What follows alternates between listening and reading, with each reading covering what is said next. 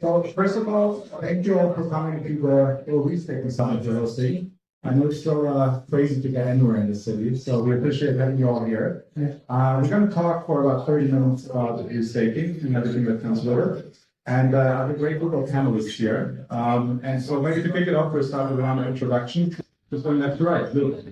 Hi everyone, Luke Kevin. I lead all ecosystem development for Rio Network, a liquid restaking token.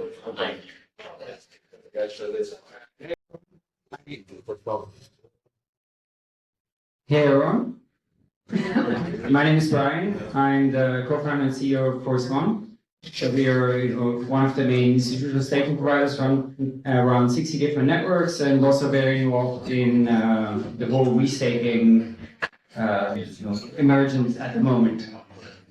Hi, my name is Jürgen. I'm one of the co-founders and directors of Fortuna Custody, which is a regulated custodian. Hey, hello guys. This is Michael from Blockless, one of the co-founders. Blockless is a decentralized compute platform that allows users to directly power the applications they're using. And we're one of the early EigenLayer ABSs. I'm Nader David. I'm the Director of Developer Relations and Developer Experience with EigenLayer, and I'm developer of Token2049. Okay. I hope we get the mic situation out, but basically speaks to Steve to start it off with. The Asian Summit recently was live. Obviously, the first ABS is launching as well. So I'd be keen to understand if you've seen any form of trends in the types of different ABSs that are starting to leverage restake security, and specifically EigenLayer as well in the system. This is for me. Yeah. So we had hit mainnet just in the last 2 weeks, and we also have been working with tons of ABSs that are kind of leading up to mainnet and beyond. It looks like we're going to see around 50 to 60 ABSs launch over the next couple of months. There's a very diverse group of teams building there. So we've seen everything from existing types of protocols that exist in the blockchain world being rebuilt as an ABS because of the new, I would say, desirable properties that are available through EigenLayer. But we're also seeing a lot of specialized protocols. So it makes a lot more sense to build something that may get less usage because you do not need to bootstrap all of that economic security as you would in the past, and it wouldn't have been viable. So we're seeing more specialized protocols being built. But a couple of examples of what's been already launched on mainnet, we've seen EigenLayer, which is a restaked rollup as a service. So they offer not only the traditional kind of rollup as a service, but they also have additional ABSs that support their system. Brevis, we've seen Hyperlane is coming soon. Lagrange is a coprocessor, ZK coprocessor. You can kind of think as data availability was like decoupled with the modular stack. We're now seeing other pieces of the stack being decoupled as well. Lagrange is a great example of that. And then, of course, the original ABS that was being built along with EigenLayer, which is EigenDA. Awesome, thank you so much. A big part of EigenLayer is also the liquid restaking protocols, like Rio Network. Different liquid restaking protocols, as you said, absorb huge amounts of the TVL. So I'd be keen to hear your approach at Rio Network with regards to picking strategic partners and how you generally approach the whole LRT space. Yeah, so I've been at Rio now for 3 weeks, so take all of this with a grain of salt. I'll give you the recent. And I do it for an hour. Yeah, exactly. I spent 48 hours in Oman before I came here, so I am been diverted for a very long time. So when it comes to why I chose Rio, a lot of it is around the conversations I had. I was at FICO prior to Rio for over 2.5 years doing all of their coin foundation development and everything on that side. We had so many questions that were coming in around EigenLayer, all these large institutions that were going, how do I get exposure? How do I think about this space holistically? And when I looked at it, there's very, very few players right now that come from it from an adults in the room perspective. A perspective that's oriented more around risk than around EA, right? I think that there is an incredible amount of opportunity with EigenLayer, but there's also a incredible amount of stacked risk on top of EigenLayer. So when you think about fiduciary responsibility, who actually owns the responsibility of those assets? Like, I think it's all of our jobs to be good fiduciaries for our clients, make sure that they're all protected as much as humanly possible. I think Rio's perspective throughout this entire growth, right, when there's no slashing, no nothing right now, is We want to make sure that we're oriented around the right risk parameters. We understand what's going on in the space, and then we're able to provide our clients with exposure without opening them up to unnecessary risk. So not going to be, at least in my assumption, the highest yield generating LRC in the space. But I think when we talk about large institutions, that a lot of people don't have an opinion are going to come to the space anytime soon. Our opinion is they're coming, and they're coming in size very, very soon. And with that, they need someone that's going to manage those funds responsibly across the stack. Yeah, interesting. Talking about institutions, Chorus One, also somewhat of an institution, currently one of the largest operators on EigenLayer with, I think, more than 40,000 each stake from, I think, around 1,000 different delegators. What is Chorus's approach to ABSs? Just onboarding everything? Is there a strategy behind it? Luke already mentioned risk, but how does Chorus think about that? Yeah, I mean, of course, we have for many years been running a process to onboard networks, right? Where we have a whole pipeline. There's a lot of projects that reach out to us, or a lot of projects that we find. And we have a research team of around 10 people, right? Quite a few of them are involved in this process. So we'll look at things like, does this thing make sense? Are the economics sound? How is it technically supported? So a whole list of different things, and then we decide what to onboard and what to support. And especially right now, the situation is that the demand for new networks is like super high and much higher than our ability to support them.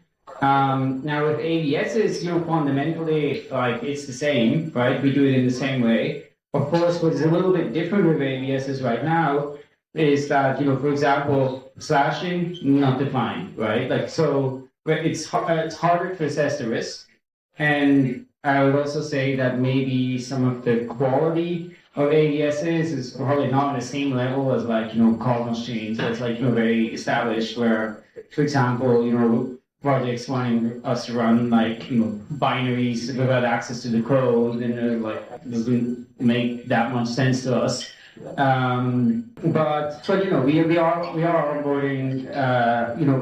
We're speaking with all the major ABSs. I think we've onboarded maybe 4 or something already, and I think we're going to keep onboarding ABSs. And of course, it's the case that for the user perspective, if you sort of restake with us, then more ABSs, balancing the risks that are going to come is going to mean more returns, right? So I think that's sort of the benefits for the staker side. Interesting. So it's still very early when it comes to ABS, is what I get. And jumping to ABS, Michael, you're at Blockless. You guys are envisioning a modular world where applications computing power scales dynamically with the user base. And you kind of have a different approach there. So I'd love to understand a little bit, the key advantages that this model offers. Yeah, sure. As Yannick, you were saying, we're one of those ABSs that's not so conventional. It's not like your typical crypto protocol. So as you mentioned, right, we allow people or protocols to scale directly with their user base, right? So this is a feature of the applications being on Blockless, but I would like to start why we're doing this and how exactly we're doing it, right? So from our perspective, in order for Web3 to get actual adoption, right, one hurdle we must come across is for individual applications to actually move beyond the limitations of the layer 1 protocols, right? Move beyond the limitations of smart contracts. And people have been doing this, right, for some years. The optimal way to do it is by saying, okay, you have this on-chain smart contract, right, that's managing your governance, that's managing your token, but everything that goes beyond the scope of smart contracts, right, that smart contract cannot handle, you move it on-chain, right? Ideally with a fault-tolerant community power, right? So this is an ideal way. You have full stack decentralization while maintaining performance, right? But people are trying to do this, but this is not the easiest thing to do, right? Smart contract builders, they don't necessarily know how to build a P2P network, right? Totally different skill set. And we see in the past days, people are trying to do this, actually sometimes get penalized by the market, right? Because it takes longer to build, right? And it's very different, right? So what we're trying to do here is to make this easy, right? So for the past 2 years, we've been building, and the end result is on Blockless right now, you can just one click within 1 minute to launch a, say, PBFT network, right? So from there, if you have an application, right? You can have your on-chain parts, but you can also launch your specialized off-chain compute network that is generic, but also tailored to your actual compute needs, right? Directly on the network and have the network run by your community. And as your community scales, right, your network size also scales. So this is what Yannick was referring to, right? So we allow the protocols to scale with their user base because their actual users, for the first time, is powering their whole application. Super interesting. We'll come back to why you guys are in ABS in a bit, but we have kind of the whole stack here. You have the EigenLayer core protocol with the liquid restaking protocol, the ABS is the validator, and then the custodian in the middle. We're keen to understand how you've seen institutional interest in EigenLayer develop. Are institutions already interested in it? Are they kind of taking a wait-and-see approach? Are they actively engaging? What's been kind of the interest levels and the understanding as well of EigenLayer on the institutional side? I can start with a little story. So for sure they're interested because they can squeeze out more yield, let's say it this way. But as we know, like as we as a custodian, we have orders on regulatory rules and we're talking more with TradeFi people. So to be fair, our industry is moving at exorbitant speed. We have all this to explain to regulators. We have to explain all of this to people coming out of trade firm, which basically maybe the entered our trade like 6 months ago, a year ago. So they start basically, oh, I buy E. Okay, what's the next one? Oh, there is like something like LIDAR, liquid staking. Oh, now it's something like restaking. So for them, basically, even educate them internally, so we do a lot of educational work for them. There is definitely interest, but to them, it's always about the risk. So for us, it's like, for example, we work with Fortuna as a partner because, okay, they are a well-established company. You are basically known in the industry. But for example, if I got the regulator mention Chorus 1, they maybe not hear about it. But if I'm then explaining them how the landscape is, they hear about it. So for us, you as well, as you say, so if you have thousands of inquiries from whatever networks, you're already kind of a filter, and we need to then assess, okay, they already filtered it, and if our customers' requirement. We have a lot of customers who are coming to us and, oh, we want to do this there, and this there, and this there, and I'm like, yeah, nice to do it, but it needs to be compliant, and it's for the rules and regulations. I think we are pretty quick and fast to follow up on things like this, because we are like, I call it always like a boutique custodian, which is basically a combination of Brian here, which is a co-founder of mine, which comes out of banking, me, which is in crypto since the early days. So, and then we have a very experienced person, which is in business very experienced. So for us, it's like between us, we can figure out how things are working. For me, it's like how to translate it to bankers, how to translate it to lawyers, how to translate it to regulators. There is definitely interest. As I said in the beginning, everyone is interested in getting more out of their lemon. And if there's a solution, everyone wants to find a quick way to be part of it in the beginning. Yeah, interesting. Sticking with institutions for a bit, you already mentioned you're working with Chorus 1 as well. Now, if institutions want to explore EigenLayer, they will need to collaborate with the validators. How do they choose? Brian, in terms of in working with institutions, why should institutions or generally delegators can work with Chorus 1 when it comes to EigenLayer? Yeah, I mean, I think there's a bunch of different aspects.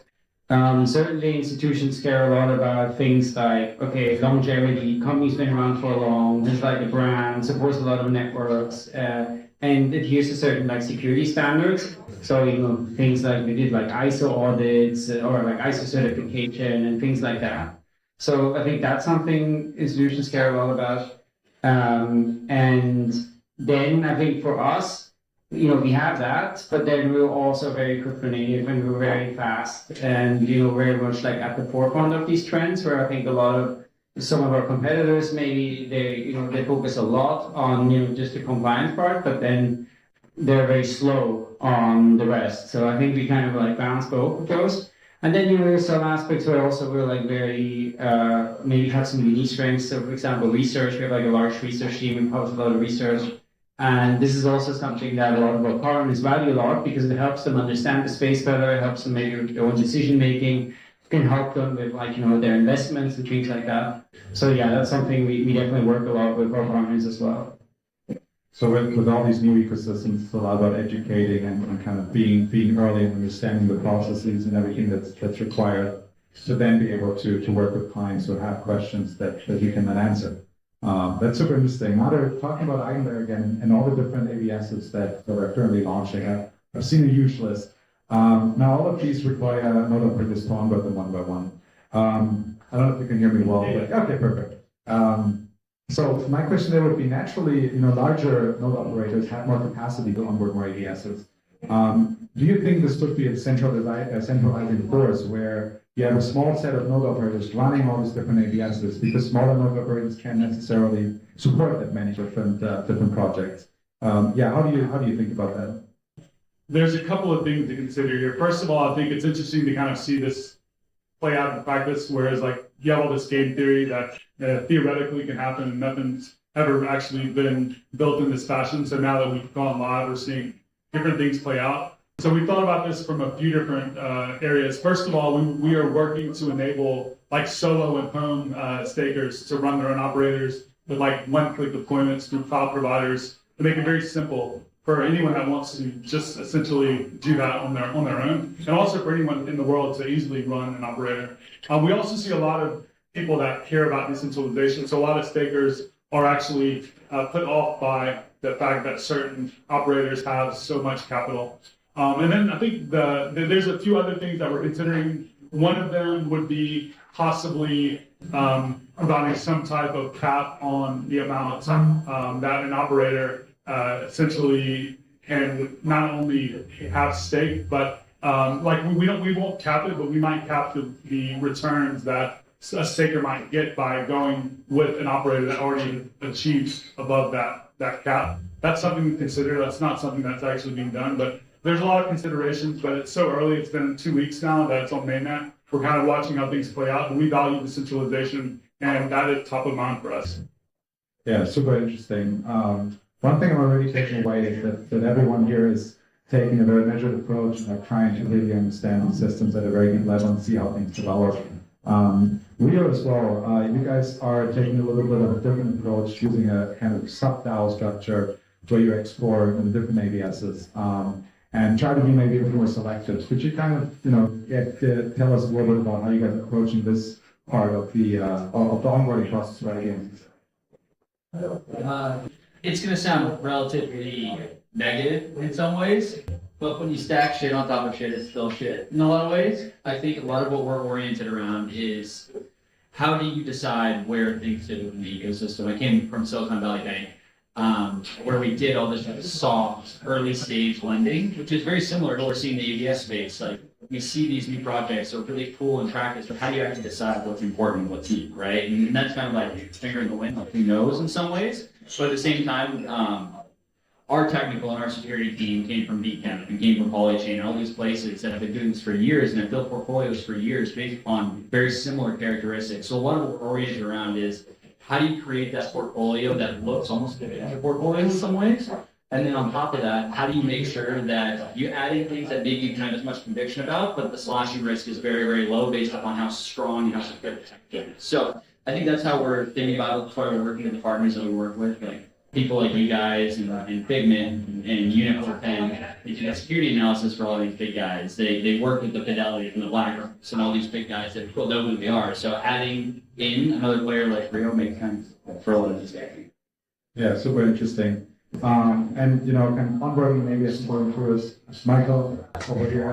When talking about kind of being and becoming an ABS, what are kind of the different solutions you look at from working with EigenLayer, liquid restake protocols, and why did you choose to become an ABS in the first place? So coming at it from the other side, basically.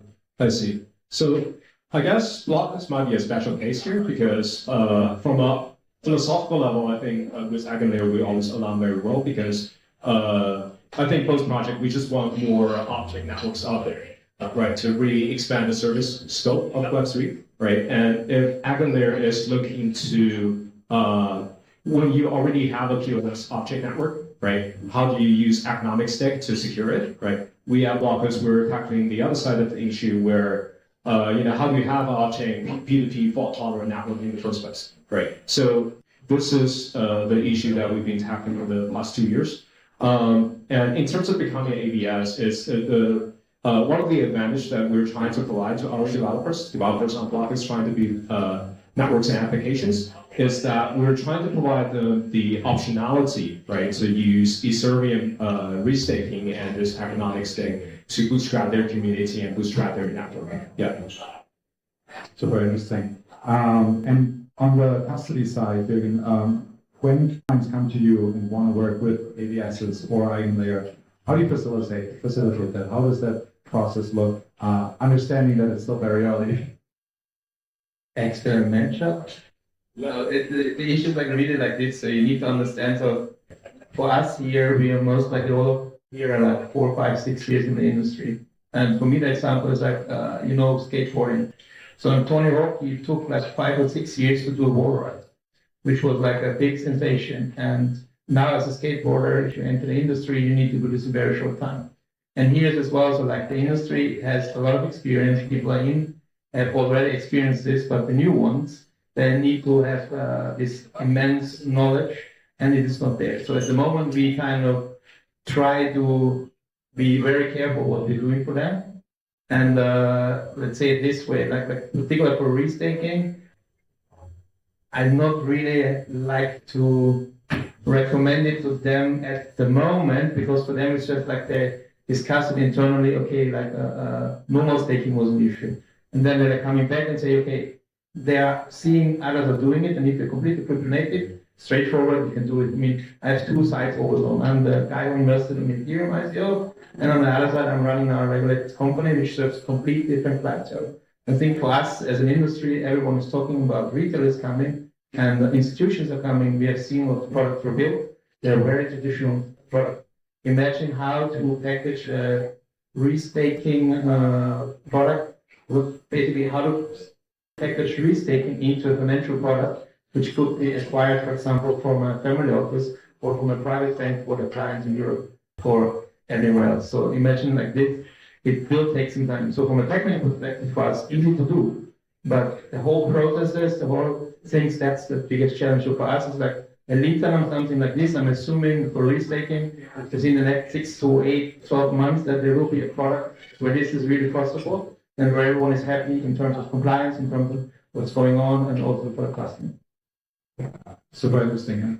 I think that's also the first. I call it different phases. So phase 1 is buying, phase 2 is staking, phase 3 is liquid staking, and then phase 3 plus is restaking. And then phase 4. Yeah, and then I have sold the product like this, and then you get a new idea, the reverse restaking or whatever. Got it. I think that's also the first skateboarding analogy that I've heard so far. So that's definitely a good one. Cool. To wrap it up, so everyone can get back to drinking and eating and talking. Maybe some closing remarks from everyone, just like going down the line. Anything that people should know, should look into, or anything else that you want to share. No, I'll be here. So if anyone has any questions about LRTs or this space in general, please feel free to come up and ask.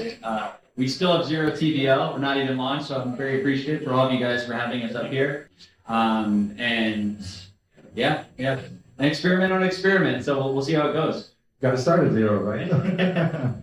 Right. Yeah, no, I appreciate you guys all being here, and I think the thing that's exciting about restaking is just that it sort of shakes up a bit this paradigm of staking, which has been enormously successful, which today basically secures the vast majority of blockchain transactions and the vast majority of stake in blockchain networks. And so I'm super excited to see kind of how this is going to unfold. And I think so much is totally uncertain and undefined, but I think there's also a lot of opportunity in figuring this out in the next years. Yeah, I would like to say you mentioned it very well, like a lot of opportunities, and we will figure it out as we figure it out since the beginning of the industry. Any more good analogies with skating, or Sorry? any more good skating analogies, or No, not today, maybe next time. Singapore and token. Yeah, no, I mentioned a lot of concepts about what Blockless is doing, how we're enabling people to just power the application while they're using it, right? So use our power networks. You might be wondering how the hell is that possible? No one's doing that before. So I'm here. Feel free to reach out to me. I would say we put together recently a really high quality resources page for people interested in learning more about EigenLayer. So go to eigenlayer.xyz. You can check out that. There's a really great Voice Club episode where they interviewed some folks from EigenLayer. I would also recommend listening to that if you'd like to learn more. Awesome. Well, thanks so much, everyone on the panel, and thanks so much, everyone, for tuning in. And yeah, enjoy the rest of the evening. Thanks for coming by.